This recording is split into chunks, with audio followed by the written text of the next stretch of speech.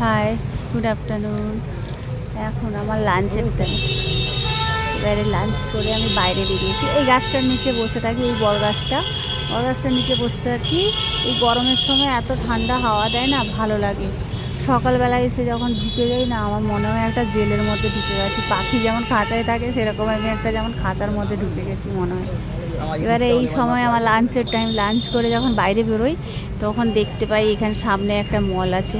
মলটা দেখি, গাড়িগুলো যাচ্ছে রাস্তা দিয়ে দেখি। এই গাছগুলো লাগানো আছে, সবুজ সবুজ গাছ। হ্যাঁ, কী গাছ বলে আমি এটাকে যদি চিনি না, আমি অনেক কিছুই চিনি না, ঠিক আছে। এটা পুরো এক সুন্দর গাছ। যে গাছগুলোকে আমি চিনি না, যদিও অনেক গাছই চিনি না।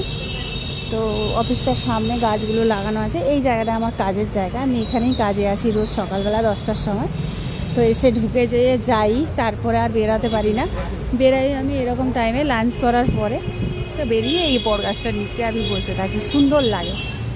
আর সবাই আসছে শপিং করতে, দেখি বসে থাকি। এবারে ঢুকে যাব আমি অফিসে। ভাবলাম একটু বাইরে বেরিয়ে আপনাদের সাথে একটু গল্প করি।